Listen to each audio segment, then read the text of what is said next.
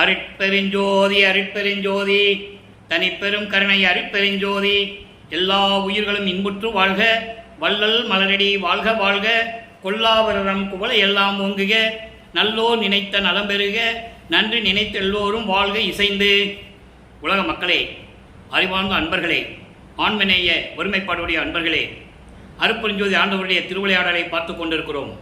இந்த பிரபஞ்சம் தோன்றிய காலத்திலிருந்தே அருட்பெருஞ்சோதி ஆண்டவருடைய திருவிளையாடல்கள், ஏராளமான திருவிளையாடல்கள் நடந்து கொண்டிருந்தன. கலியுகத்தினுடைய கடைசி திருவிளையாடல் 1823ஆம் ஆண்டு தொடங்கி 1874ஆம் ஆண்டு வரை 30/1/1874 இரவு 12 மணி வரையிலும் அருட்பெருஞ்சோதி ஆண்டவருடைய திருவிளையாடல் 51 ஆண்டுகள் நடந்து கொண்டிருந்தன. இந்த 51 ஆண்டுகளுடைய திருவிளையாடல்களையும் திருவட்பாவிலே நமது பிள்ளை பெருமானவர்கள் வல்லற்பமானவர்கள் அருளிய பாடல்களிலிருந்து நாம் பார்த்து கொண்டிருக்கிறோம். சமயங்களும் மதங்களும் மார்க்கங்களும் சூழ்ந்திருந்த காலகட்டங்களில் தனது மகனை ஒரு தாயின் வழியாக இந்த பூலோகத்திற்கு வருவிக்க செய்து தன் மகனிடம் சுத்த சன்மார்க்கத்தை கொடுத்து உலக மக்களையெல்லாம் சுத்த சன்மார்க்கத்தில் இணைத்து உலக மக்களெல்லாம் இன்புற்று வாழ வேண்டும் என்பதற்காகவே தனது மகனை வருவிக்க செய்தார் அருட்பெருஞ்சோதி ஆண்டவர். காரணம், கிரேத யுகம், திரேத யுகம், துவாபர யுகம், கலியுகம், இந்த 4 யுகங்களினுடைய ஆயுட்காலம் முடிந்து விட்டது. இந்த 4 யுகங்களிலும் தோன்றிய சமயங்கள், மார்க்கங்கள், மதங்கள், அதனுடைய ஆயுட்காலம் முடிந்து விட்டது. இப்போ ஒளி யுகத்தில் இருந்து கொண்டிருக்கிறோம், சுத்த சன்மார்க்க காலத்தில் இருந்து கொண்டிருக்கிறோம். இதற்கு தேவையான ஒரு சன்மார்க்கம் தேவை, சுத்த சன்மார்க்கம், ஒரு ஆன்மீக மார்க்கம் தேவை என்பதற்காக தனது மகனை வருவிக்க செய்தார் அருட்பெருஞ்சோதி ஆண்டவர். தன் மகனை வருவிக்க செய்து ஒரு தாயின் கருவறையிலே இருக்கும்போது எப்படியெல்லாம் திருவிளையாடல் நடந்தது என்பதை பார்த்து விட்டோம். அதன் பிறகு தில்லையிலே சிறு குழந்தை பருவத்திலே இருக்கும்போது அங்கு தன் மகனுக்கு சிவரகசியத்தை காட்டியதை பார்த்து விட்டோம். அதன் பிறகு வருவிக்க உற்று 8 ஆண்டுகள் வரையிலும், அதாவது 51 ஆண்டுகளை 8 பிரித்து தன் மகனுக்கு அருளை கொடுத்து கொண்டிருக்கிறார் அருட்பெருஞ்சோதி ஆண்டவர். அந்த திருவிளையாடல் தான் நம்ம பார்த்துட்டு இருக்கோம்.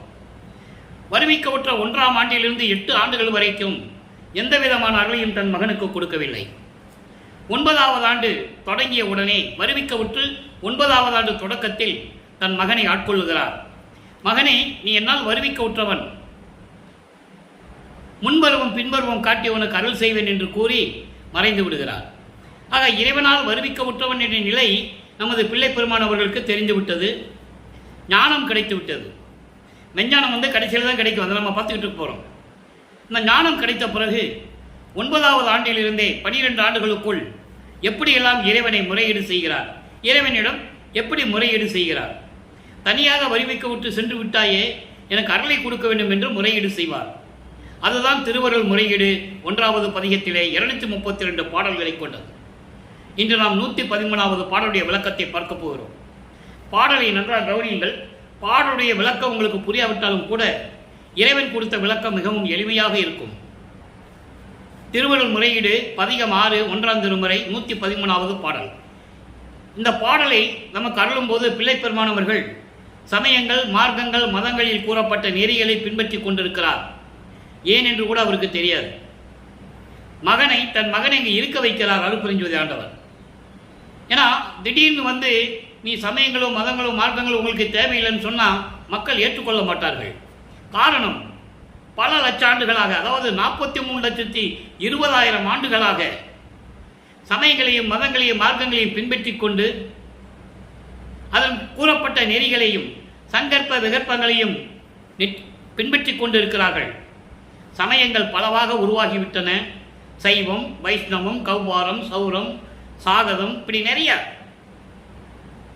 மார்க்கங்கள். அதே போல கலங்க மார்க்கம், பஸ்ப மார்க்கம், திராவக மார்க்கம், நவநீத மார்க்கம், தாச மார்க்கம், சர்புத்திர மார்க்கம், சமய மார்க்கம், சக மார்க்கம், இப்படி நிறைய மார்க்கங்கள் வேற உருவாக்கிவிட்டன. ஸோ இதெல்லாம் வழி வழியாக ரத்தத்தில் ஊறிவிட்டது. திடீர்னு சொன்னால் மக்கள் ஏற்றுக்கொள்ள மாட்டார்கள் என்பதற்காக தன் மகனையே அங்கே இருக்க வைக்கிறார் என்பதுதான் திருவட்பாவிலே நாம் கண்ட உண்மை. அந்த நிலையில் இருந்து கொண்டு இறைவனை எப்படி வழிபடுகிறார், இறைவனிடம் எப்படி முறையீடு செய்கிறார். சைவ சமயத்தை சேர்ந்த அடியார்கள், சமய குறவர்கள் எல்லாம் சிவபெருமான் என்றும் நடராஜன் என்றும் சொக்கநாதன் என்றும் அழைத்துக் கொண்டிருந்தார்கள். பல பெயர்கள், நிறைய பேர் இருக்கு. அதே மாதிரி வைஷ்ணவத்தை சேர்ந்தவர்கள் கிருஷ்ணர் என்றும் ராமன் என்றும் அந்த அவதாரங்களை பெயரை வைத்துக் கொண்டும் மேலும் பல பெயர்களை வைத்துக் கொண்டிருந்தார்கள். இப்படி ஒவ்வொரு சமயத்தினுடைய தலைவர்கள் அவங்க அப்படி பல பெயர்களை அழைத்துக் கொண்டிருந்தார்கள். இதெல்லாம் தேவையில்லை. ஒரே மார்க்கம், சுத்த சன்மார்க்கம் இருக்க வேண்டும், ஒரே இறைவன் இருக்க வேண்டும் என்ற நிலையை உருவாக்குவதற்காகத்தான் தன் மகனை வருவிக்க செய்தார் என்பதை நான் பதிவு செய்ய கடமைப்பட்டிருக்கிறேன். இப்போ அந்த பாடலை பாருங்க, இவரும் அப்படியே சொல்லிட்டு இருப்பாரு. தியாகராஜ பெருமானே, மாசிலாமணி, திருவள்ளி தாயத்தில் இருக்கின்றவன பிச்சாண்டி, இப்படி நிறைய பேர்களை வெறும் சொல்லிட்டு இருப்பாரு. சொல்லிதான் ஆகணும், காலத்தின் கட்டாயம். ஆறு இட்ட வேணியும், நல்ல கவனிங்க, ஆறு இட்ட வேணியும் ஆட்டு இட்ட பாதமும் அம்மை ஒரு கூறு இட்ட பாகமும் கோத்து விட்ட கொன்றையும் கோலமிக்க நீரிட்ட மேனியும் நான் காணும் நாள் என் நிலை என் தலைமேல் ஏறிட்ட கைகள் கண்டு ஆணவ பேய்கள் இறங்கிடுமே. இது பாடல். அதாவது இறைவனை எப்படியெல்லாம் இருக்கிறான்னு சொல்றாரு. ஆறு இட்ட வேணி, சடையிலே கங்கையை சூடிக்கொண்ட இறைவன். ஆட்டு இட்ட பாதம், திருவிளையாடல் செய்து கொண்டு அம்பலத்திலே அருளடனம் செய்து கொண்டிருக்கின்ற திருவடியை கொண்ட இறைவன். அம்மை ஒரு கூறு இட்ட பாகம், உடம்பிலே இடது பாகத்திலே, ஒரு பக்கம் இடது பாகத்திலே உமையாலை ஏற்றுக்கொண்ட இறைவன். கோத்து விட்ட கொன்றை, கொன்றை என்பது கொன்றை மலர்கள், சிவபெருமானுக்கு பிடித்த மலர் கொன்றை மலர்கள், வெற்றி வாகை சூடும் மலர் என்று சொல்வார் வல்லப்பெருமானவர்கள். அப்படி கொன்றை மலர்களை கோர்த்து மாலையாக அணிந்து கொண்ட இறைவன். கோலமிக்க நீரிட்ட மேனியும், அழகான திருநீரிட்ட மேனி, உடம்பெல்லாம் திருநீர் பூசிக்கொண்டு அழகாக இருக்கின்ற இறைவன். அப்படிப்பட்ட இறைவனை நான் காணும் நாள் எப்போது வரும்? நான் காணும் நாள் எப்போது அந்த நிலையை நான் காண்பேன்? என் தலைமேல் இரு கைகளையும் கூப்பி, இப்படி இரு கைகளையும் கூப்பி நான் உன்னை நினைத்து வணங்கினால் ஆணவ பேய்கள் எல்லாம் ஓடிவிடுமே, ஆணவ பேய்கள் இறங்கிடுமேன்னு சொல்லுவார். ஆணவ பேய்கள், ஆணவம், கண்மம், மலம், மாயை, திரோதை எல்லாமே அதை சேர்த்துக்கிட்ட, இதெல்லாம் ஓடிவிடுமே. நீ எனக்கு இன்னும் வந்து அருளை கொடுக்கவில்லையே. வருவிக்க உற்றவன், என்னால் வருவிக்க உற்றவன் மகனே என்று அறிவித்து விட்டு முன்பருவம் பின்பருவம் காட்டி அருளுவேன் என்று சொல்லி மறைந்து விட்டாயே. அதுக்கப்புறம் எனக்கு நீ அருளையை கொடுக்கவில்லை, என்னிடம் முன் தோன்றி உன்னுடைய திருவுருவத்தையும் காட்டவில்லையே. விரைவில் வந்து எனக்கு அருள்வாயாக என்று சொல்லி இந்த பாடலை அருளியிருக்கிறார்கள். வருவிக்க உற்ற 9வது ஆண்டிலிருந்து 12 ஆண்டுகள் வரைக்கும் இந்த நிலை அவருக்கு தொடர்கிறது. அன்பர்களே, இது தினமும் சொல்ல வேண்டிய ஒரு திருவிளையாடல். காரணம் சொல்லிதான் ஆக வேண்டும். 1ஆம் திருமுறையிலிருந்து வரும்போது அவர் வருவிக்கூற்ற தினத்திலிருந்து, இன்னும் சொல்ல போனால் ஒரு தாயின் கருவறையிலே போய் எப்படி அமர்ந்தார் என்ற நிலையை கூட நாம் விளக்கி சொல்ல வேண்டும். அது ஆரம்பத்திலே நான் சொல்லிவிட்டேன். தினமும் அதை சொல்லிக் கொண்டுதான் நமக்கு நேரம் பத்தாது, பாடல்களை முடிக்க முடியாது. இன்னும் 3 வருஷம் சொல்லணும். 51 ஆண்டுகளுடைய திருவிளையாடல்களை இப்போ நம்ம 5வது எட்டில் தான் இருந்து கொண்டிருக்கிறோம். நீ இருக்கு, நிறைய இருக்கு. ஆக இதனுடைய சுருக்கத்தை நான் ஏற்கனவே அவ்வப்போது உங்களுக்கு சொல்லிக் கொண்டிருப்பேன். மனசில் நல்ல கவனமாக வச்சுக்கங்க. அப்போது இந்த நிலையில் இருக்கும்போது 13வது ஆண்டு தொடங்குகிறது. 13வது ஆண்டு தொடங்கிய பிறகு இவர் மனம் அவரை திருவொற்றியூருக்கு செல்ல சொல்லுகிறது. அருப்பஞாண்டர் மனதை தூண்டி விடுகிறார். 13 ஆண்டுகள் தொடங்கிய பிறகு இவர் திருவொற்றியூருக்கு போகிறார். அங்கே 2ஆம் திருமுறை உருவாகிறது. இதுவரைக்கும் அதாவது நிறைய பதிகளை பார்த்து விட்டோம். நம்ம திருவொற்றியூரில் 12 பதிகளை பார்த்துட்டோம். ஒரு நிலையில் கூட இறைவன் வந்து அருளை கொடுக்கவில்லை. திருவொற்றியூர்லேருந்து கேட்பாரு, எந்த அருளையும் கொடுக்கல. அவரும் சிவசிவா, சங்கரா, நமச்சிவாயா, நமச்சிவாயா, ஓ நமச்சிவாயா எல்லாம் சொல்லி பார்ப்பார். ஒன்றும் வேலைக்காகலை. அப்போது திருமலை வயலுக்கு போவார். ஒருவேளை திருமலை வயலுக்கு போனால் அருளை கொடுத்துருவாரோ அப்படின்னு சொல்லி அங்கே போவார். அப்போ அந்த காலகட்டத்தில் இருக்கும்போது வல்லப்பமானவர்கள் 2வது எட்டில் இருந்து கொண்டிருக்கிறார். 16 ஆண்டுகளுக்குள் இருந்து கொண்டிருக்கிறார். அங்கே திருமலை வயலில் போய் கேட்பார், நான் திருவொற்றியூரில் இருந்து பார்த்துட்டேன், எந்த விதமான அருளையும் நீ கொடுக்கவில்லை. இப்போ நான் திருமலை வயலுக்கு வந்திருக்கேன். நான் வந்தால் நீ ஏன் வந்த, எதுக்கு வந்த, நீ யாருன்னு கூட என்னை கேட்க மாட்டேன்ற. எந்த விதத்தில் இது நியாயம்? இது உன் திருவருளுக்கு அழகா என்று சொல்லி ஒரு பதிகத்திலே இருக்கிற பாடலை பார்த்தோம். அதன் பிறகு இப்போ திருவள்ளித்தாயத்தில் இருக்கிறார். திருவள்ளித்தாயம் போயிருக்கார். திருவள்ளித்தாயத்தில் போய் என்ன சொல்றாரு? அங்கே காட்சி பெருமிதம் என்ற ஒரு பதிகத்தில் சொல்றாரு. இன்னைக்கு 3வது பாடல். அதாவது திருவொற்றியூருக்கு போனால் ஒன்றும் ஆகலை, இறைவன் வர்ற மாதிரி தெரியல. அங்கே திருமலை வயலுக்கு போனார், அங்கேயும் ஒன்றும் நடக்கலை. அப்போ அந்த காலகட்டத்தில் அவர் எங்கே போனாலும் நடந்து தான் போகணும். மனம் வருந்தி நினைச்சு பாருங்களேன். இறைவன் பிள்ளைன்னு தெரியும், வெளியே சொல்லவும் முடியாது, சொல்லவும் கூடாது.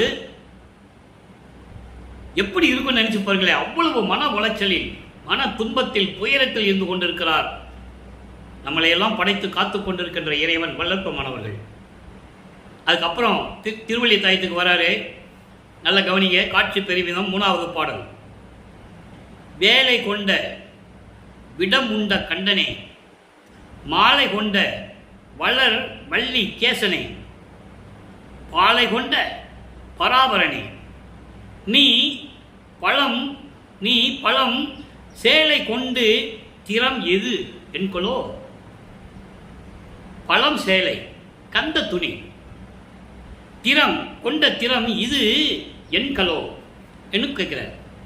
அதாவது சூலாதித்து கொண்ட இறைவன் பார்க்கடலை அமிர்தத்திற்காக, தேவர்களை காப்பாற்றுவதற்காக, அமிர்தம் வேண்டும் என்பதற்காக பார்க்கடலை கடையும் போது மத்து ஒரு பாம்பு, அந்த பாம்பு அரக்கன். அமுதம் வருது, அதில் விஷத்தை கக்குது. என்ன செய்யலாம் எல்லாம் திகைத்து கொண்டிருக்கும் போது சிவபெருமான் அதை உண்டு கழுத்தலை நிறுத்தி கொண்டவர். அதான் சொல்றாரு, விடம் உண்ட கண்டன்.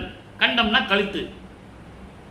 அப்படிப்பட்ட இறைவன் மாலை கொண்ட வளர் வள்ளிகேசனே. மாலை கொண்ட என்ன? உமையாளை திருமணம் செய்து கொண்ட திருவள்ளித்தாயத்தில் இருக்கின்ற கேசனே, இறைவனே. பாலை கொண்ட, பாலை என்பது சுடுகாடு, இடுகாடு, மயானம். இங்கே எப்படி வேணா சொல்லிக்கலாம்.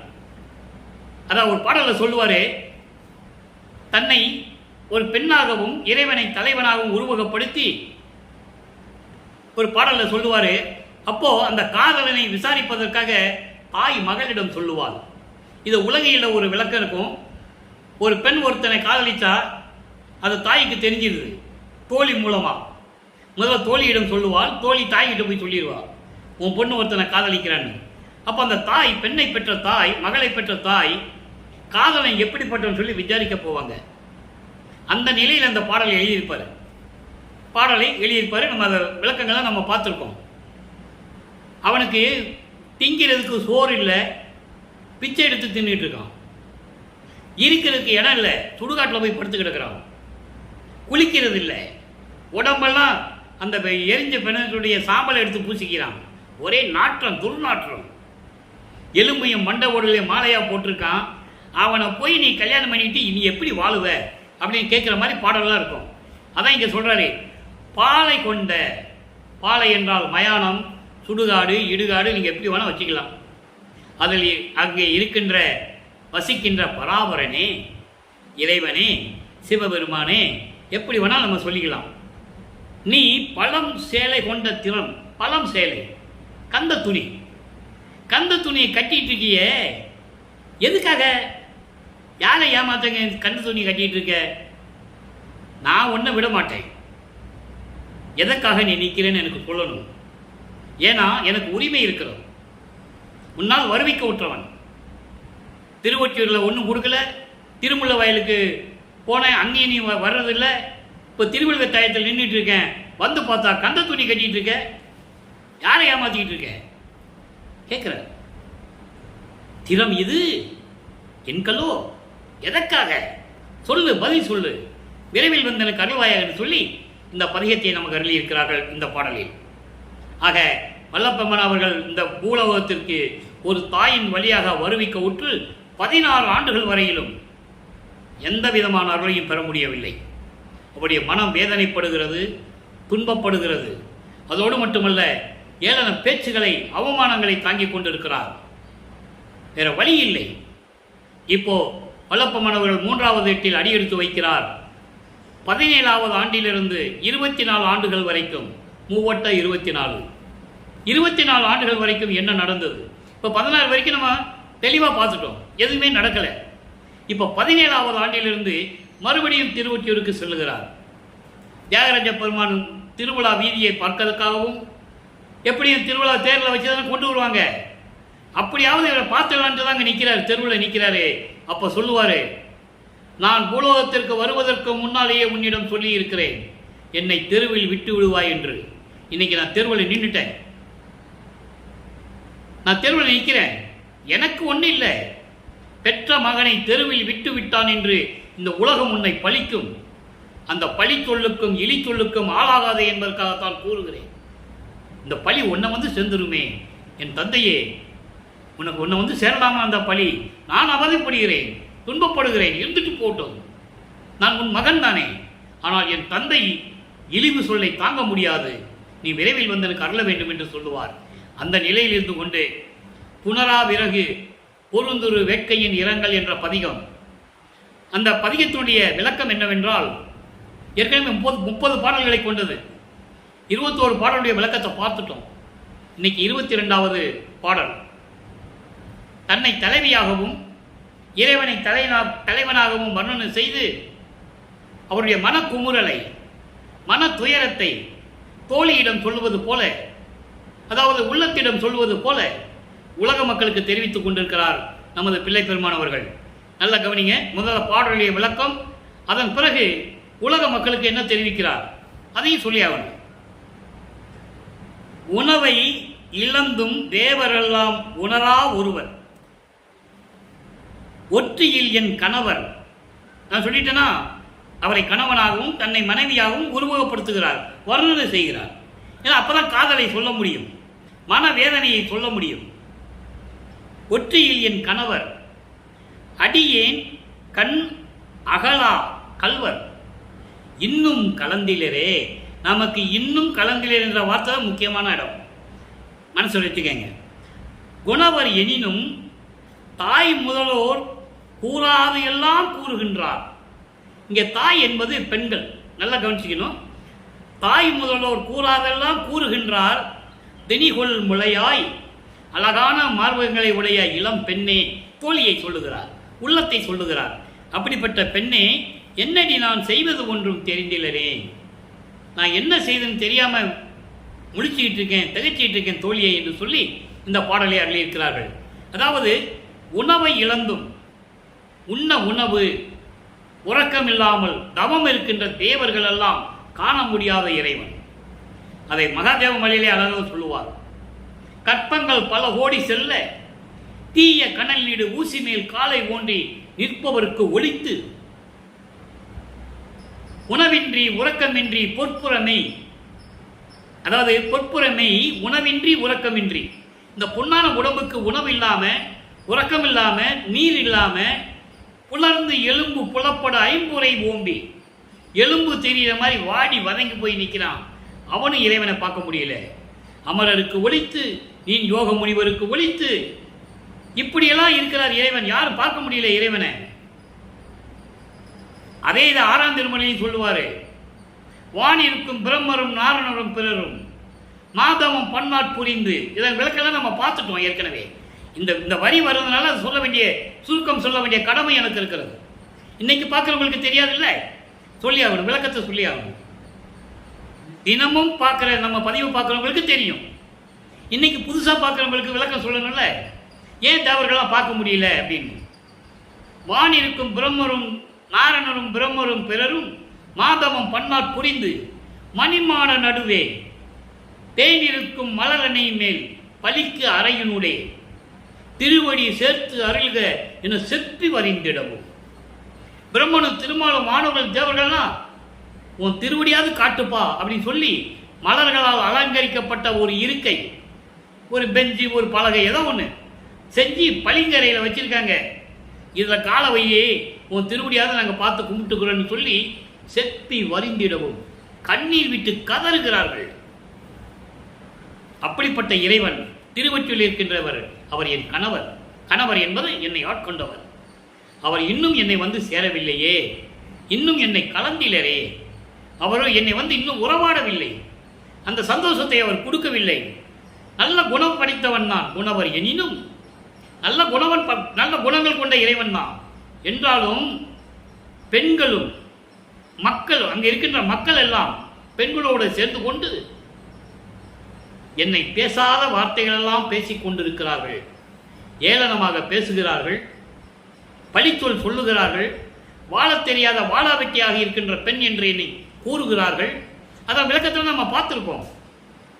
தன்னை பெண்ணாக உருவத்தினால் அங்கே இருக்கிறவங்களும் சொல்லுவாங்களாம், பெண்கள் எல்லாம் சொல்றாங்க என்ன வாழாவெட்டியா இருக்கிறா, கல்யாணம் பண்ணியும் புருஷன் கூட வாழலை அப்படின்லாம் என்ன சொல்றாங்க. அப்படின்னா என்ன அர்த்தம்?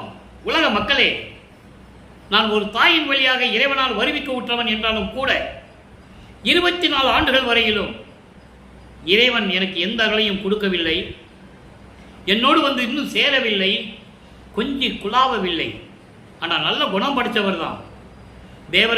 தேவர்களெல்லாம் பார்க்க முடியாத இறைவன், திருவொற்றியூரில் இருக்கின்ற இறைவன் இன்னும் என்னோடு வந்து கொஞ்சி குழாவி எனக்கு எந்த விதமான சந்தோஷத்தையும் கொடுக்கவில்லை, எந்த விதமான அருளையும் கொடுக்கவில்லை. உலக மக்களே, நான் என்ன செய்வதென்று தெரியாமல் திருவொற்றியூரிலே நான் நின்று கொண்டிருந்தேன், தெருவிலே நின்று கொண்டிருந்தேன் சொல்றார். ஆக திருவருட்பாவில் இருக்கின்ற உண்மைகளை உலக மக்களுக்கு யாருமே சொல்லலை. நமது பிள்ளைப்பெருமானவர்கள் வருவிக்க உற்று 202 ஆண்டுகளாகிவிட்டது. அவருடைய நிலையை, அவர் இறைவனுடைய மகன் என்ற நிலையை கூட உலக மக்களுக்கு யாருமே சொல்லலை. திருவருட்பாவலை தெளிவாக கூறி மக்களுக்கு சொல்லிக் கொண்டிருக்கிறார். அதை இந்த வள்ளலார் ஊழியர் உங்களுக்கு தெரிவித்துக் கொண்டிருக்கிறேன். இதான் மேட்டர், இதான் விஷயம். இப்போ 24 ஆண்டுகள் வரைக்கும் ஒன்றும் நடக்கலை. இப்போ 4வது எட்டுக்கு போகும்போது 4×8 = 32, அதாவது 24 வரைக்கும் ஒன்றும் நடக்கலை. அதுக்கப்புறம் 8 ஆண்டுன்னா 32 வருஷம். 25வது ஆண்டிலிருந்து என்ன நடந்தது குறிப்பாக சொல்ல வேண்டும் என்றால், இதுக்கு முன்னால் ஒரு திருவிளையாடல், அதாவது 27வது ஆண்டில் தனக்கோடி அம்மையாருக்கு திருமாங்கல்யம் பூட்டி மோட்ச வீட்டை காட்டியது. இது கண்டிப்பாக சொல்லிதாங்கணும். ஒவ்வொரு திருவிளையாடலையும் சொல்லும்போது சின்னை அம்மையாரை குறிப்பிட்டு சொல்லிதான் ஆக வேண்டும். ஏனால் அதற்காகவே அந்த அம்மையார் இவர் வருவிக்குற்ற குடும்பத்தில் வந்து பிறந்தவர். அந்த அம்மையாருக்கு இவர் தாய்மாமன் என்ற முறையில் இருந்தவர். உலகியலுக்காக நல்லா புரிஞ்சுக்கணும், நீங்கள் உலகியலுக்காக தாய்மாமன் என்ற முறையில் அவர் அங்கே வருவிக்க உற்றவர் நமது பிள்ளைப்பெருமானவர்கள். ஆக இந்த நிலை முடிந்த பிறகு அப்போ அந்த திருமணத்தின் போது பிரம்மன் திருமால் ருத்திரன் எல்லாம் வந்து வாழ்த்துறாங்க. தன் தந்தையும் தாயும் வரவில்லையே என்று, அதாவது அருட்பெருஞ்சோதி ஆண்டவரும் சிவகாமி வள்ளியும் வரவில்லை என்று ஏங்குகிறார். அன்று இரவு தன் மகனை வாழ்த்துவதற்காக 2 குதிரை மாட்டின தேரில் வராங்க. மணமக்களை வாழ்த்துவிட்டு சொல்லுகிறார்கள். பாடல் உண்டு, விளக்கம் உண்டு, உண்மைகள் உண்டு, யாரும் மறுக்க முடியாது. அப்போ அந்த நிலைகளெல்லாம் முடிந்த பிறகு, அதாவது அந்த திருமணம் முடிந்த பிறகு இவர் பற்றுகள் எல்லாம் துறக்க வேண்டும். அப்போ வீட்டுக்கு வராரு. அவருக்கு மனம் வருத்தம், இத்தனை ஆண்டுகளாகியும் என்னை தெருவில் நடக்க வைக்கிறாரே, எந்த விதமான அருளை கொடுக்காமல் என்று சொல்லி மன உறுதியுடன் கதவை தாழ்பாலிட்டு உள்ள தாழ்பால் போட்டுக்கிறார். கதவை மூடி தாழ்பால் போட்டுறார். இப்போ இறைவன் பார்த்து விட்டார் அருட்பெருஞ்சோதி ஆண்டவர். இப்பவும் சொல்கிறேன், அருட்பெருஞ்சோதி ஆண்டவர்னு இப்போ தான் அவருக்கு தெரியும். அது வரைக்கும் சிவபெருமான், நடராஜன், சொக்கநாதன், நாசிலாமணி இப்படி தான் சொல்லிகிட்டு இருப்பார்.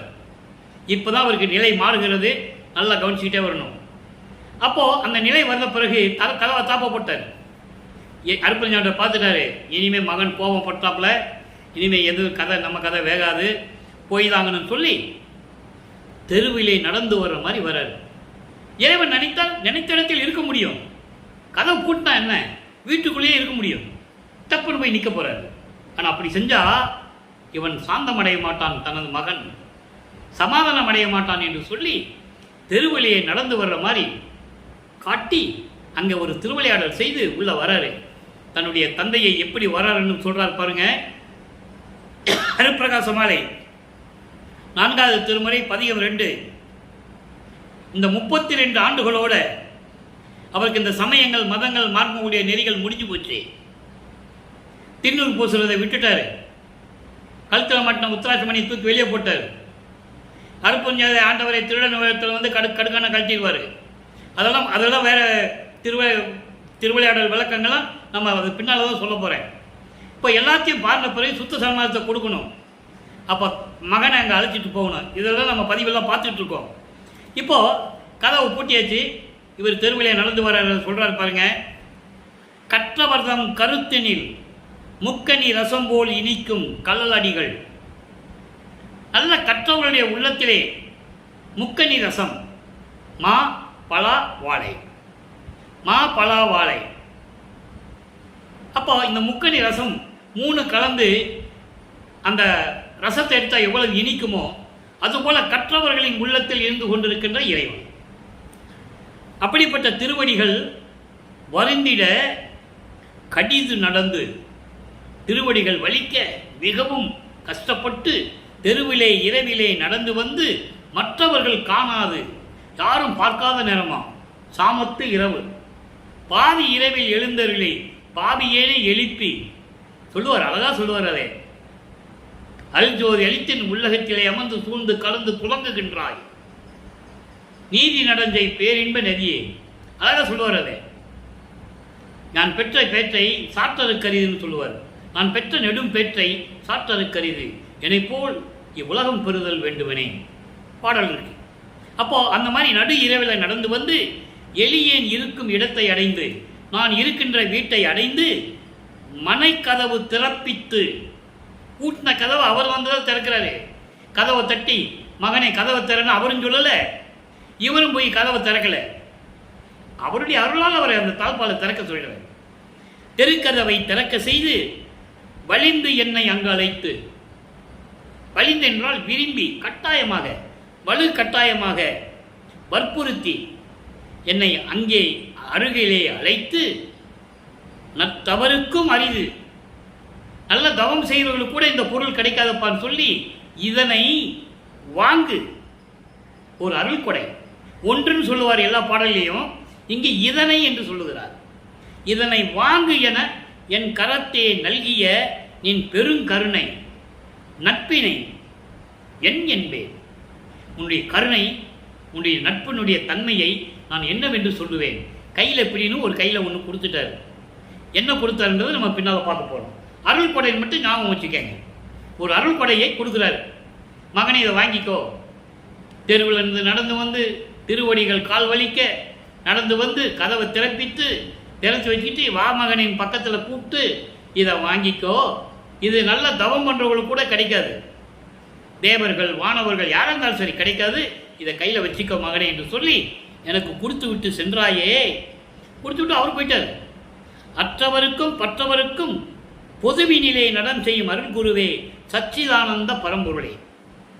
அதாவது பற்று நீக்கியவர்களுக்கும் பற்றோடு இருந்து கொண்டிருக்கிறவர்களுக்கும் அருள் செய்தக்கூடிய இறைவன் அம்பலத்திலே திருவிளையாடல் செய்து கொண்டு அருளாட்சி செய்து கொண்டிருக்கின்ற இறைவன் என்று சொல்லுகிறார்.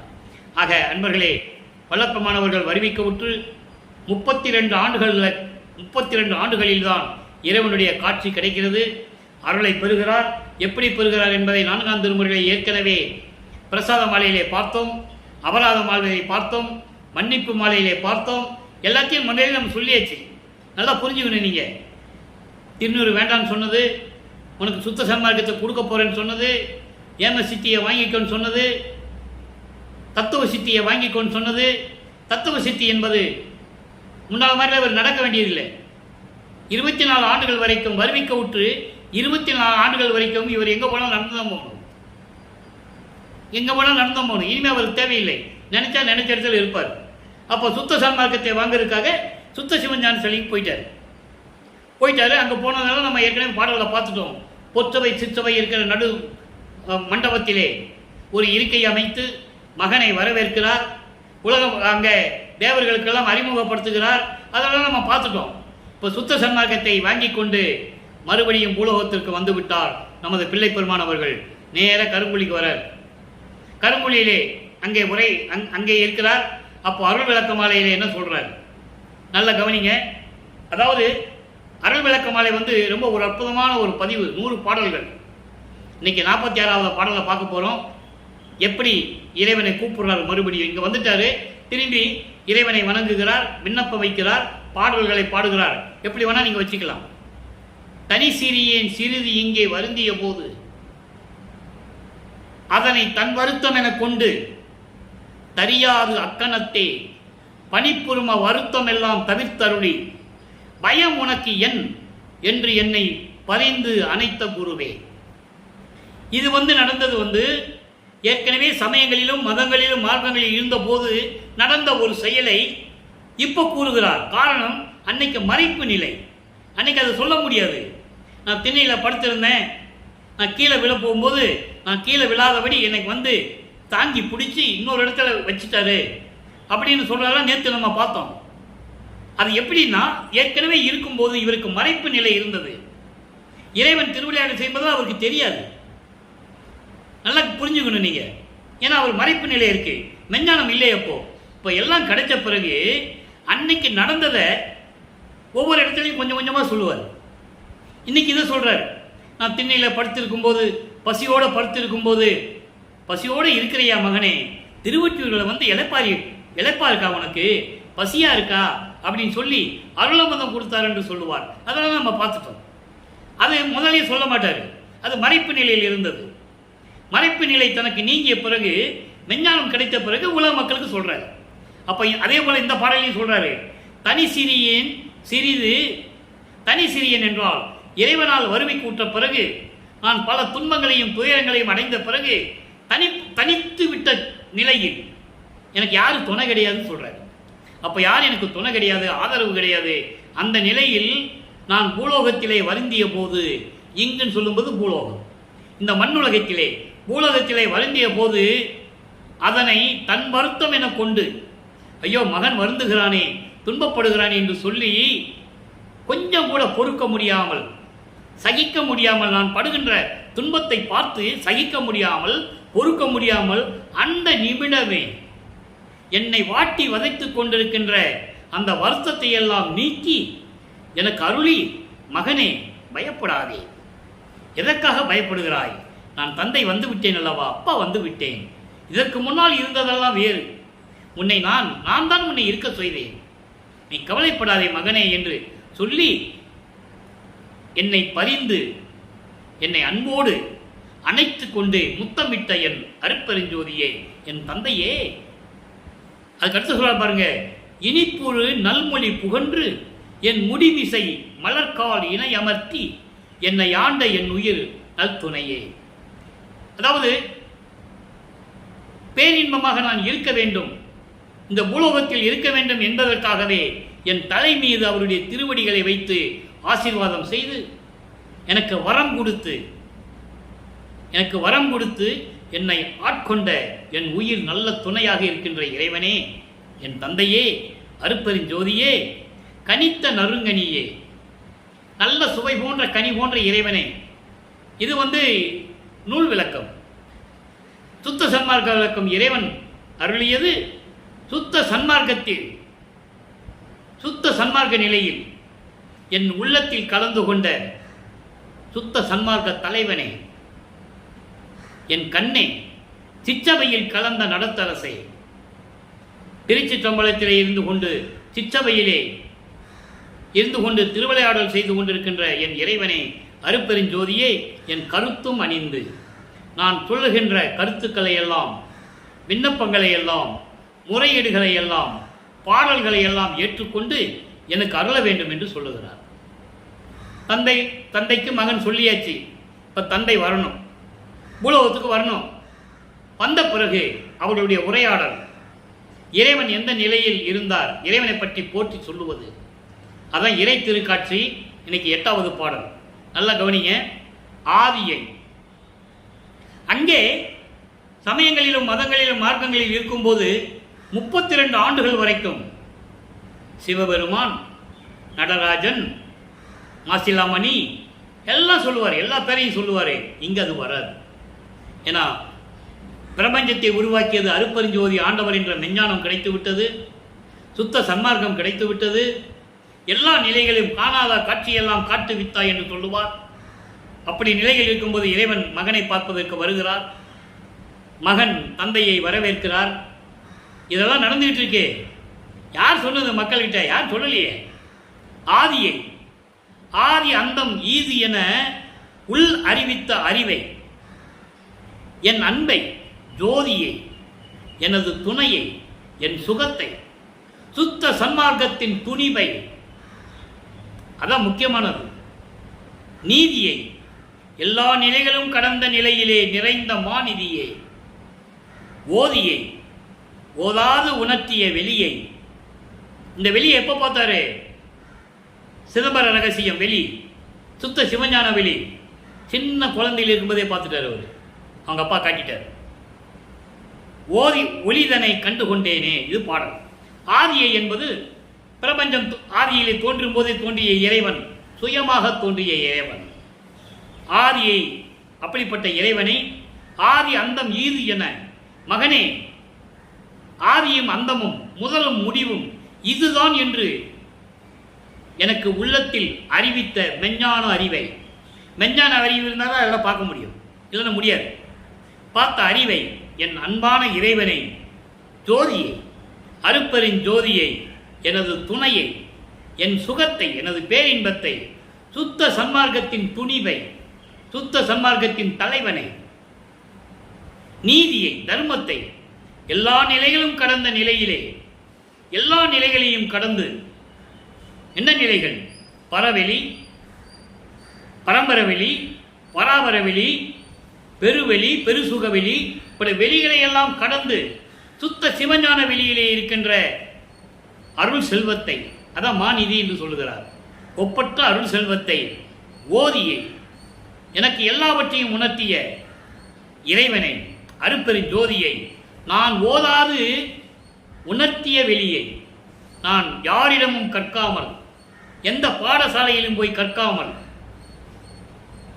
எனக்கு உணர்த்தி, அப்படி எனக்கு உணர்த்திய சுத்த சிவஞான வெளியை, அருப்பெரும் ஜோதியை, ஒளிதனை கண்டு கொண்டேனே.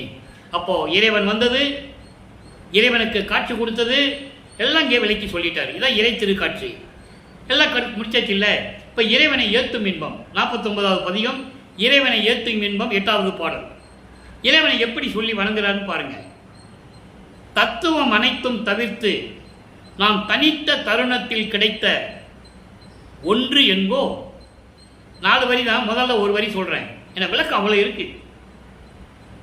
தத்துவம் அனைத்தும் தவிர்த்து நாம் தனித்த தருணத்தில் கிடைத்தது ஒன்று என்போ. ஒன்று என்றால் இறைவன். அதாவது நீ வாமகனே என்று நீ சொல்லிவிட்டு சென்று விட்டாய். நான் தத்துவங்களை எல்லாம் கடந்து நான் சென்றபோது ஒரு நிலையில் நான் தவித்துக் கொண்டிருந்தேன். அதற்கு மேல் என்னால் சொல்ல முடியவில்லை. பாட்டில் இருக்கே, அந்த விளக்கெல்லாம் நம்ம பார்த்துட்டோம். அருப்பெருஞ்சோதி அட்டகத்திலே நீங்க பார்க்கலாம். தத்துவம் அனைத்தும் தனித்தனியாக கடந்தேன். தத்துவாதீத நிலையில் சித்தியில் முழுதும் தெரிந்தேன். அவை மேல் சிவநிலை தெரிந்திட சென்றேன் சொல்றாங்கல்ல, அந்த அவை மேல் திரைநிலை சென்றேன் என்பது அங்க ஒரு தடங்கள் வருது. அதான் இங்க சொல்றாரு, தத்துவங்களை கடந்து நான் வந்துட்டேன். அகவலையே சொல்லுவாரு. முதல்ல காட்டிய அருப்பெருஞ்சோதின்னு சொல்லுவாரு, அப்புறம் கடத்திய அருப்பெருஞ்சோதின்னு சொல்லுவாரு. ஏழா நிலைமிசை என்னை ஏற்றி எந்தனக்கே ஆறாறு காட்டிய அருப்பெருஞ்சோதி, ஏழா நல்லுநிலை ஏற்றி எந்தனை ஈண்டு ஆறாறு கடத்திய அருப்பெருஞ்சோதி. அதான் இங்க சொல்றாரு, தத்துவங்களும் அனைத்தும் தவிர்த்து தத்துவங்களை கடந்து நான் சென்ற போது ஒரு தருணத்தில், ஒரு சமயத்தில், ஒரு சிக்கலில் மாட்டிக்கொண்டேன். அதற்கு மேல் செல்ல முடியவில்லை என்னால். அப்போ எனக்கு கிடைத்தது ஒன்று என்று சொல்லவா? அப்போ எனக்கு கிடைத்தது அருப்பெருஞ்சோதி ஆண்டவர் என்று நான் சொல்லுவதா? எப்படி சொல்ற பாருங்க, அருமையான இடம் இதெல்லாம். அவரே அப்படியே அந்த நிற்கிறாரு. இந்த மாயாஜால படங்களை சினிமாலாம் பார்த்துருப்பீங்கல்ல, நாரதர் போறது, வானவர்கள் நடு அங்கே மேலே நின்றுட்டு ஆசீர்வாதங்கள் நீங்கள் பார்த்துருப்பீங்க, சினிமாவிலலாம் பார்த்துருப்பீங்க. ஆனால் இவர் சொல்றார் பாருங்க, தத்துவங்களை கடந்து நான் மேலே சென்று கொண்டிருந்த போது ஒரு நிலையிலே நின்று விட்டேன். அதுக்கு மேல் செல்ல முடியவில்லை என்னால். அந்த நேரத்தில் என் தந்தை அருப்பெருஞ்சோதி ஆண்டவர் என்னை கைகோர்த்து தூக்கி விட்டார் என்று சொல்லுவார். பாடல் இருக்கே, அதெல்லாம் நம்ம பார்த்துட்டோம். அப்போ கைகோர்த்து தூக்கி கொண்டு போய் சென்று விட்டார். மகனை அழைத்து கொண்டு சென்றுகிறார். அப்படிப்பட்ட இறைவன் என்று உன்னை நான் சொல்லுவதா? சத்துவம் நிறமும் சுத்த சன்மார்க்கந்தனில் உறும் அனுபவம் என்று சொல்லுவதா? சத்துவம் நிறமும் என்பது ஜீவகாரணிய நெறியில் விளங்கக்கூடிய சத்துவம். அதுக்கப்புறம் சித்துவம் சொல்வார். சத்துவம் என்பது இயற்கையின் உண்மை. இயற்கையின் உண்மை என்பது ஜீவகார நெறியில். சித்துவம் என்பது ஜீவகாரிய நெறியின் ஒழுக்கம். நிறைய வித்தியாசங்கள் இருக்கு நண்பர்களே. ஜீவகாரியத்துக்கும் ஜீவகாரிய ஒழுக்கத்திற்கும் வேறுபாடுகள் உண்டு. சமயங்களிலும் மதங்களிலும் மார்க்கங்களிலும் சோறு போடுறவன் ஜீவகாரணியம்.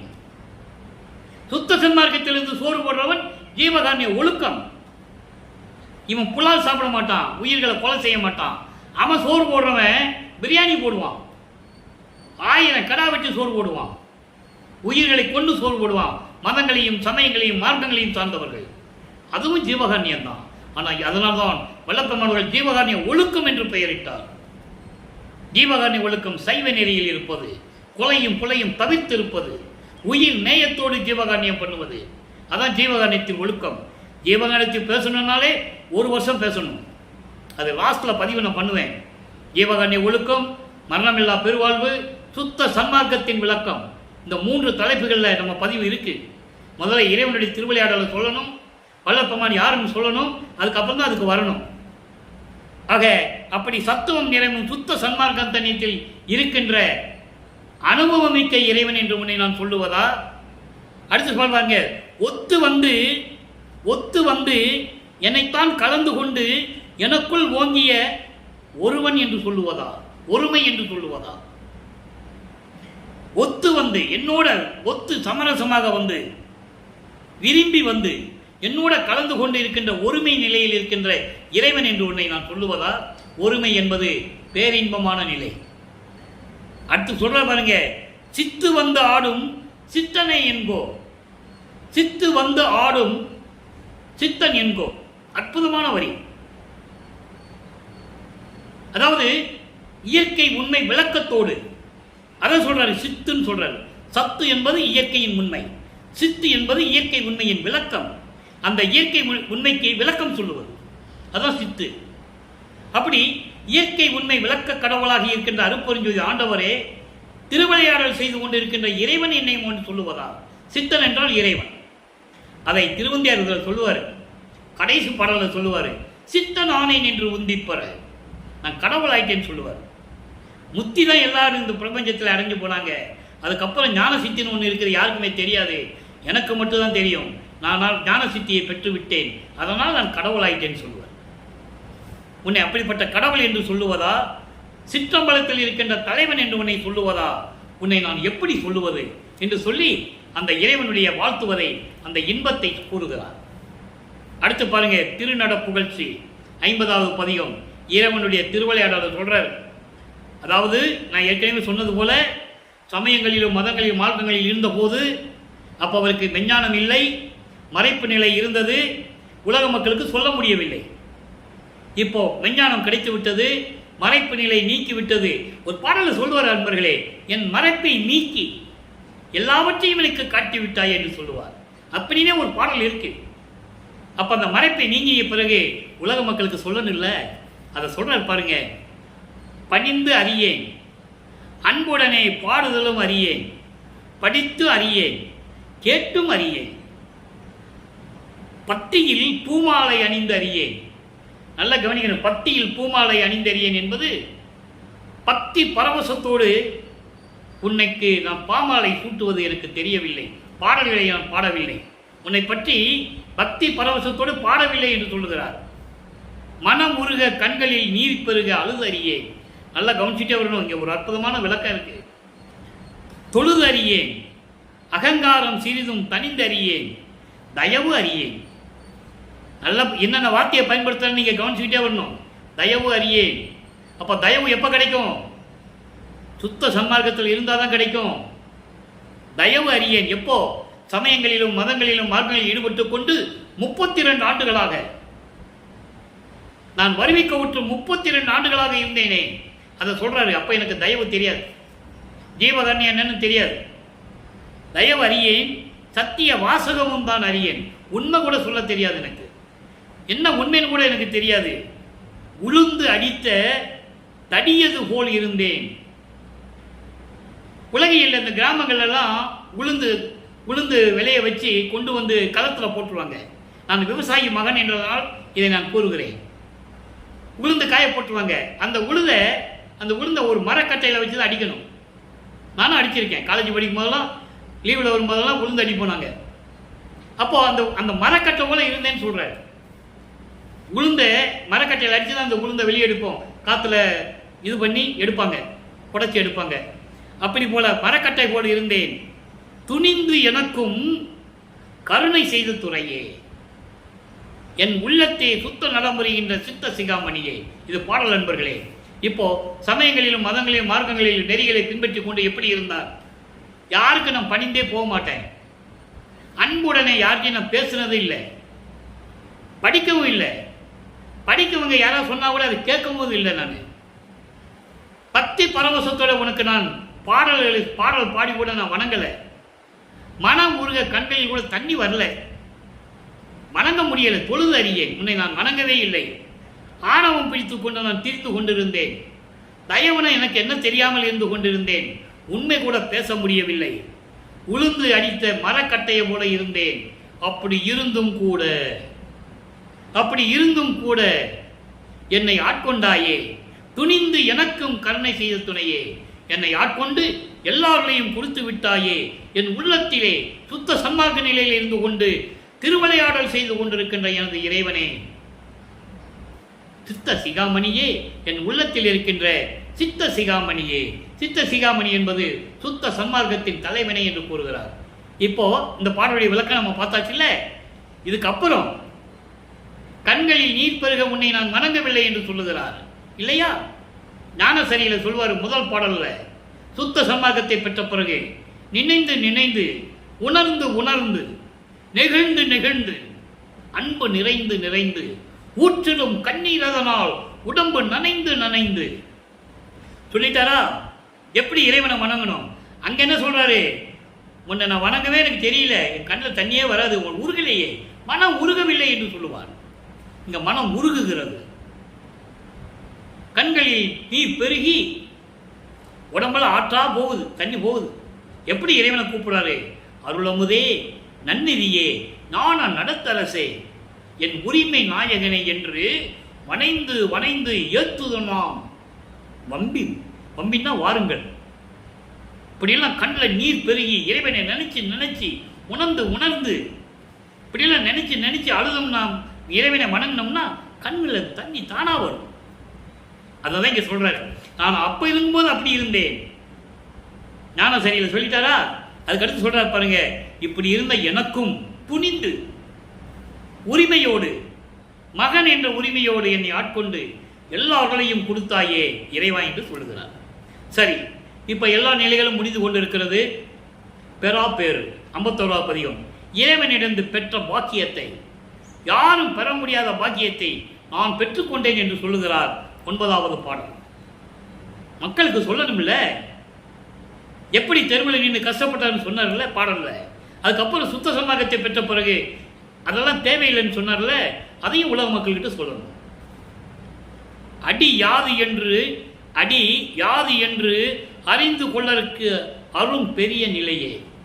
உன்னுடைய திருவடியை எது என்று கூட தெரிய முடியாத இருந்தவர்கள் இருக்கிறார்கள். யாரு? திருமால சொல்றாரு. பன்னி உருவம் எடுத்து நெடுமாலும் பன்றி என நெடுநாள் நேடியும் கண்டறியாத பூம்பாதங்கள் என்று சொல்லுவார். பன்னி உருவம் எடுத்து அதுக்காகவே ஒரு அவதாரமே எடுத்தான், வராக அவதாரம். இறைவனுடைய திருவடியை பார்க்கறதுக்காகவே. எங்க பார்த்தான்? முடியலையே. அப்படி உன்னுடைய திருவடி எது என்று கூட தெரியாத அளவிற்கு இருக்கின்ற அருப்பெருஞ்சோதி ஆண்டவரே, என் அம்மா, என் அப்பா, என் ஐயா, என் அரசே. அடுத்து பிரம்மண சொல்றாரு, முடியாது என்று அறிந்திடுவதற்கு முடியாது என்று உணர்ந்தோர் மொழிந்திடவே. நல்லா கவனிக்கணும், அற்புதமான இடம். முடியாது என்று அறிந்திடற்கு முடியாது என்று உணர்ந்தோர் மொழிந்திடவே, உன்னுடைய திருவடியை பார்க்க முடியாமல் தவித்துக் கொண்டிருக்கிறேனே என்று பிரம்மன் சொல்லியும், திருமடியை பார்க்க முடியாது என்று உன்னிடம் சொல்லியும் முடியாது என்று நின்றாயே. முடியாது முடிந்த தனி முடிவே. உனக்கு என்னுடைய திருமுடியை காட்ட முடியாது என்று உறுதியாக நின்ற இறைவனே. எவ்வளவு அற்புதமா சொல்றார் பாருங்க. அனைமுகத்தானும் அறிமுதலோரும் துருவி நிற்க எனக்கே அடிமுடிகள் காட்டுவித்து அடிமை கொண்ட பதியன்னு சொல்லுவார். பிரம்மனும் திருமாலும் அடிய முடிய பார்க்காம தவிச்சிட்டு இருக்காங்க. அப்படி இருந்தும் கூட எனக்கு காட்டினாயே என்று சொல்லுவார். ஏன் அகவல்ல 2 வரியில சொல்லுவார். நான் ஏற்கனவே அந்த விளக்கம் கொடுத்துட்டு தான் இருக்கேன். படிமுடி கடந்தனை கடந்து படிமுடி கடந்து என்னை பார் இது பாருன்னு அடிமுடி காட்டி அற்புதஞ்சோதி. இவர் கேட்கிறார் அவங்க அப்பா கிட்ட, யாரும் பார்க்க முடியாத திருமுடி அடின்னு சொல்றாங்களே, எனக்கு நீ ஏன் காட்டலைன்னு கேட்கும்போது, படி என்றால் பூலோகம், பூலோகத்தையும் விண்ணுலகத்தையும் தாண்டி வந்துகிட்டே இரு, போய்கிட்டே இருக்கிறாரு. என்னப்பா பார்க்க முடியலன்னு கேட்கிறாரு. நீ கடந்து வந்துட்ட, இங்க பாரு இங்க பாரு இங்க பாருன்னு ஏமாத்தி பிள்ளையை கூட்டிக்கிட்டே போயிட்டு இருக்காரு. அங்க போய் காட்டுறாரு. ஆக அப்படியெல்லாம் ஒரு நிலையில் இருக்கின்ற இறைவன் நமது இறைவன் வல்லப்பமானவர்கள் என்பதை நான் பதிவு செய்ய கடமைப்பட்டிருக்கிறேன். மொழிந்திடவே பார்க்க முடியல, நீ வந்து காட்டுப்பான்னு சொல்லும்போது ஒரு முடியாதுட்டார். முடியாது என்று முடிவில் உறுதியாக இருந்த இறைவன் அப்படி சொல்ற பாருங்க. கனியாத பெருங்கருணை கருத்தே என் கருத்தில் கனிந்து கனிந்து இனிக்கின்ற கனியே. பாருங்க, சுத்த சன்மார்க்க விளக்கம் பாருங்க. அதாவது நீங்காத விலகாத என் உள்ளத்திலிருந்து நீங்காத விலகாத பெரும் கருணை கடலே, அமுதே, என் கருத்தே, என் உள்ளத்தில் கலந்து கலந்து கனிந்து கனிந்து என்பது கலந்து கலந்து இடைவிடாது. அதான் சொல்றாரு, கடியாது. கடியாது என்றால் நீங்காது, விலகாது, மறுபடியும் மறுபடியும் தொடர்ந்து தொடர்ந்து என் உள்ளத்திலே இருந்து கொண்டு எனக்கு அருளை கொடுத்து கொண்டிருக்கின்ற அருப்பெரும் ஜோதியே, என் களிப்பே, என் பேரின்பமே, மடியாத வடிவு. நல்ல கவனிங்க, மடியாத வடிவு எனக்கு வழங்கிய நல்வரமே. ஏன் இங்க மடியாத வரவுன்னு சொன்னார்? அதாவது மரணமில்லா பெருவாழ்வை எனக்கு கொடுத்த இறைவனை என்று சொல்லுகிறார். ஏன் சொன்னாரு? அவர் ஏற்கனவே மரணமில்லா பெருவாழ்வில் இருந்து கொண்டிருப்பவர், 4 யுகங்களிலுமே இருந்தவர். அப்புறம் ஏன் இந்த வரியை சொன்னார்னா, உன்னாலே உலகிற்கு நான் வருவிக்க விட்டேன்ல, அப்ப இந்த உலக மக்கள் மத்தியிலே எனக்கு அதை நீ நிகழ்த்தி காட்ட வேண்டும். அதுக்கு தான் சொல்றேன், மடியாத வரவு எனக்கு வழங்கிய நல்வரவே. ஆனா 72 வருஷமா என்ன சொல்லிட்டு இருங்கன்னா, இவர் பிறந்தாரு, அப்புறம் போனாரு, வந்தாரு, தவம் இருந்தாரு, மரணமில்லா பெருவலை வாங்கிக்கிட்டாரு, சித்தி விழாத்தில் ரூம்குள்ளே போனாரு, அறைக்குள்ளே போனாரு, கதவை சாத்திக்கிட்டாரு, அப்படிதான் சொன்னாங்க. இல்லை, அவர் இது உலகியலுக்காக நடந்தது. அவர் ஏற்கனவே எல்லாத்தையும் பெற்றவர். அவர் ஒரு தாயின் கருவறையில் இருக்கும்போதே அவர் எல்லாத்தையும் பெற்றவர். அதை நீங்க நல்லா புரிஞ்சுக்கணும். அவருக்கு பசி ஏது, தூக்கம் ஏது? சித்தி விழாக்கள் இருக்கா? சமையல் அறை இருக்கா? குளியல் அறை இருக்கா? எங்க சாப்பிட்டாரு, எங்க குளிச்சாரு, எங்க தூங்கினாரு? நீங்க யோசிக்கணும். மற்றவங்க சொல்றதே நீங்க யோசிக்கணும். எப்படி அப்படின்னு யோசிக்க வேண்டாமா? சபைக்கு வாங்க, சபையில் ஏதாவது இருக்கா? இல்லை. அவர் கட்டும்போது, தர்மசாலை கட்டும்போது அணைய அடுப்பு நிகழ்த்தி, அணைய அடுப்பை ஏற்படுத்தி பசியாற்றினாரே, அப்பயும் எங்கே இருந்தார் அவர்? நல்லா யோசிக்கணும். ஏன் நான் இது சொல்றோம்னா, அவருக்கு உணவு தேவையில்லை, இறைவனுக்கு உணவு தேவையில்லை, இறைவனுக்கு தூக்கம் தேவையில்லை, இறைவன் குளிக்க வேண்டிய அவசியம் இல்லை என்றால் சுத்த தேகத்தை உடையவர், பிரணவ தேகத்தை உடையவர், ஞான தேகத்தை உடையவர். சுத்த தேகத்துக்கு மல்லிகை மனம் வீசும், பிரணவ தேகத்துக்கு திருநீறு மனம் வீசும், ஞான தேகத்துக்கு கற்பூர மனம் வீசும். நல்லா புரிஞ்சுக்கணும் நீங்க. அப்படி நான் இருந்தேன், ஆனால் உன்னால் வருவிக்க விட்டதனால் எல்லாரும் அறியும்படி இந்த நிகழ்வை, இந்த திருவிளையாடலை நீ செய்ய வேண்டும் என்று கேட்கிறார். அவரும் செய்கிறார், அதை உலக மக்களுக்கு சொல்லுகிறார். மணிமண்டில் நடம்புரியும் வாழ்க்கை இயல் பொருளே, இயற்கை உண்மை விளக்க கடவுளாக இருக்கின்ற இறைவனே, திருச்சிற்றம்பலத்திலே இருந்து கொண்டு அருள் நடனம் செய்து கொண்டு திருவிளையாடல் செய்து கொண்டிருக்கின்ற இறைவனே என்று சொல்லுகிறார். அடுத்து பாருங்க, இந்த இவ்வளவு தூரம் நம்ம சொன்னோம்ல, இதில் ஞானம் மருந்து என்ற ஒரு பதிகத்திலையும் ஜோதியில் ஜோதி என்ற பதிகத்திலையும் ரொம்ப எளிமையாக சொல்லுவார். 2 வரியில முடிச்சிருவார். ஏன் இதை நான் உங்களுக்கு சொல்றேன்னா, நீங்க புரிஞ்சுக்கணும். இப்போ 50 நிமிஷம் 52 நிமிஷம் நம்ம திருவிளையாடல் சொல்றோம். இதை 2 வரியில சொல்லுவார் பாருங்க. பதிகம் 117 ஞான மருந்து, 12 13வது பாடல், என் பெரு வாழ்வான மருந்து. மருந்து என்பது இறைவன் அருட்பெருஞ்சோதி, அதை மட்டும் நீங்க நினைச்சுக்கங்க. என் பெருவாழ்வான மருந்து அருப்பெருஞ்சோதி, என்றும் என் செல்வமாகி இருக்கும் அருப்பெருஞ்சோதி, என் உயிர் நட்பான மருந்து, என் உயிர் நட்பான அருப்பெருஞ்சோதி, எனக்கு எட்டு எட்டு எட்டு எட்டு சித்தியும் ஈந்த மருந்து. 8 × 8 64. 64 சித்திகளை எனக்கு கொடுத்த இறைவன். சித்திகள் என்பது 64 வகை உண்டு. இதில் கர்ம சித்தி, யோக சித்தி வரவே வராது. ஞான சித்தியிலேயே 8 8 64 உண்டு. அப்படி 64 சித்திகளையும் எனக்கு கொடுத்த இறைவன் என் இறையான மருந்து, எனக்கு கடவுளான இறைவன். எனக்கு கடவுள் யாரு? அருப்பெருஞ்சோதி. மகிழ்ந்து எனக்கு தன் பொன்மேனி ஈந்த மருந்து. மன மகிழ்வோடு அவருடைய சுத்த தேகத்தை, பொன் தேகத்தை எனக்கு கொடுத்த இறைவன். எவ்வளவு எளிமையா சொல்றார் பாருங்க. தன் அறிவாகும் மருந்து, அவருடைய மெஞ்ஞான அறிவை எனக்கு கொடுத்த மருந்து, எனக்கு கொடுத்த இறைவன். என்னை தந்த மருந்து, நல்லா கவனிக்கணும். என்னை தந்த மருந்து என்றன் என்றன் உறவு. உறவுன்னு சொல்றாரு. எப்படி? சொந்தன்னு சொல்றாரு. உறவுனா சொந்தம், சொந்தம்னா தந்தை. என்னை தந்த மருந்து. இந்த பூலோகத்திற்கு ஒரு தாயின் வழியாக சுத்த சன்மார்க்கத்தை உலக மக்களுக்கு சொல்ல வேண்டும். உலக மக்களை எல்லாம் சுத்த சன்மார்க்கத்தில் சேர்த்து உலக மக்கள் எல்லாம் மகிழ்வோடு வாழ வேண்டும் என்பதற்காகவே இந்த யுகத்தில் இறைவனால் வருவிக்க உற்றவன் என்று சொல்லுவார். அகத்தை கருத்து புறத்தை வெளுத்திருந்த உலக அனைவரையும் சகத்தை திருத்தி சன்மார்க்க சங்கத்தை அடைவித்திட அவரும் இகத்தை பரத்தை பெற்று மகிழ்ந்திடுவதற்கென்றே என்னை உகத்தை இறைவன் வருவிக்க விட்டேன், அருளை பெற்றேனே. அதான் சொல்றாரு, என்னை தந்த மருந்து. அந்த ஒரு வரியில எவ்வளவு விளக்கம் இருக்கு பாருங்க.